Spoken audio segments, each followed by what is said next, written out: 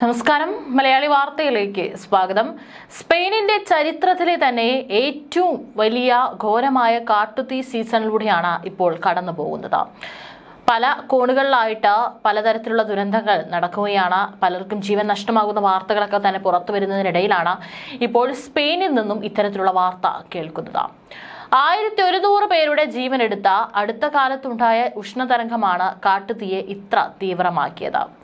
Carlos health ഇൻസ്റ്റിറ്റ്യൂട്ടിൽ നിന്നുള്ള ഔദ്യോഗിക കണക്കുകൾ വെളിപ്പെടുത്തുന്നത് ഓഗസ്റ്റ് 3-നും 18-നും ഇടയിൽ സ്പെയിനിൽ 1149 അധിക മരണങ്ങൾ ഉണ്ടായി എന്നാണ്. അമിത താപമാകാം ഇതിന് കാരണമെന്നാണ് ഇപ്പോൾ വിദഗ്ധർ പറയുന്നത്. ചിലയിടങ്ങളിൽ താപനില 45 ഡിഗ്രി സെൽഷ്യസിന് മുകളിൽ പോയിരുന്നു. ഇതുവരെ 3,82,000-ത്തിലധികം ഹെക്ടർ ഭൂമിയെ കാട്ടുതീ നശിപ്പിച്ചതായാണ് കണക്കുകൾ പറയുന്നത്. ലണ്ടൻ നഗരത്തിന്റെ ഇരട്ടിയിലധികം വിസ്തീർണമുണ്ട് ഇതിന്. അതിനിടെ കാട്ടുതീയുമായി പോരാടി എമർജൻസി വിഭാഗത്തിലെ ജീവനക്കാർ അവശരായി എന്നാണ് ചില റിപ്പോർട്ടുകൾ പറയുന്നത്. പല ഗ്രാമങ്ങളും കാട്ടുതീയിൽ നശിച്ചപ്പോൾ പലയിടങ്ങളിലും റെയിൽ ബന്ധം വിച്ഛേദിക്കപ്പെട്ടു. രാജ്യത്തിന്റെ വിവിധ ഭാഗങ്ങളിൽ നിന്നും ജനങ്ങളെ കൂട്ടത്തോടെ ഒഴിപ്പിക്കേണ്ടതായും വന്നു.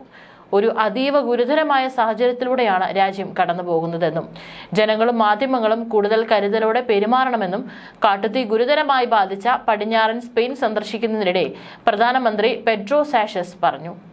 രാജ്യത്തിന്റെ മിക്ക ഭാഗങ്ങളെയും വരൾച്ചയിലേക്ക് തള്ളിവിട്ട 16 ദിവസം നീണ്ട ഉഷ്ണതരംഗമാണ് പ്രതിസന്ധി വർദ്ധിപ്പിച്ചത്. ചിലയിടങ്ങളിൽ ഇക്കാലയളവിൽ താപനില 45 ഡിഗ്രിക്ക് മേൽ പോയിരുന്നു. ഇന്നലെ താപനില അല്പം കുറഞ്ഞത് അഗ്നിശമന പ്രവർത്തകർക്കും ഏറെ ആശ്വാസം പകരുന്നതായി.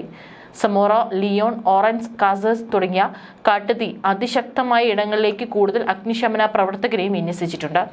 ചിലയിടങ്ങളിൽ സൈന്യവും അവരുടെ സഹായത്തിന് ഇറങ്ങിയിട്ടുണ്ട്. റോഡപകടത്തിൽപ്പെട്ട ഒരു അഗ്നിശമന സൈനികൻ ഉൾപ്പെടെ 4 പേർക്ക് ജീവൻ നഷ്ടമായി. തന്റെ വേനൽക്കാല വിശ്രമവേള വെട്ടിച്ചുരുക്കി രാജാവ് ഔദ്യോഗിക ചുമതലകളിലേക്ക് മടങ്ങിയിട്ടുണ്ട്. എല്ലാ രാഷ്ട്രീയ കക്ഷികളും ഒരുമിച്ചുള്ള പ്രവർത്തനമാണ് ഇപ്പോൾ ആവശ്യമെന്നും അദ്ദേഹം പറഞ്ഞു. ഏറ്റവും മോശമായ ഒരു കാലാവസ്ഥ അടിയന്തരാവസ്ഥയാണ് ഇപ്പോൾ സംജാതമായിരിക്കുന്നതെന്നും അദ്ദേഹം പറഞ്ഞു. രേഖകൾ സൂക്ഷിക്കാൻ ആരംഭിച്ച 2006-ന് ശേഷമുള്ള ഏറ്റവും മോശമായ സാഹചര്യത്തിലൂടെയാണ് ഇപ്പോൾ സ്പെയിൻ കടന്നു പോയിക്കൊണ്ടിരിക്കുന്നത്. 3 ലക്ഷത്തിലധികം ഹെക്ടർ കത്തിനശിച്ച 2022-ലെ റെക്കോർഡ് തകർന്നു വീണു. ചിലയിടങ്ങളിലെ തീപിടുത്തം മനഃപൂർവ്വം ഉണ്ടാക്കിയതാണെന്ന സംശയവും ഉയരുന്നുണ്ട്. ഇതുമായി ബന്ധപ്പെട്ട് ഇതുവരെ 27 പേരെ അറസ്റ്റ് ചെയ്തതായി പോലീസ് അറിയിച്ചു. മറ്റ് 20ഓളം കേസുകളിൽ അന്വേഷണം നടക്കുകയാണ്.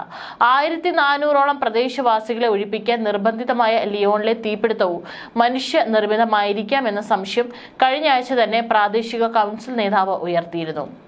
ഓരോ വർഷവും കഴിയുന്തോറും കാലാവസ്ഥ കൂടുതൽ ദുരിതപൂർണമാകുന്ന കാഴ്ചയാണ് സ്പെയിനിൽ കാണുന്നത്. ഏതായാലും അവിടെ നിന്നുള്ള ദൃശ്യങ്ങളൊക്കെ തന്നെ ഏറെ നടുക്കുന്നതാണ്.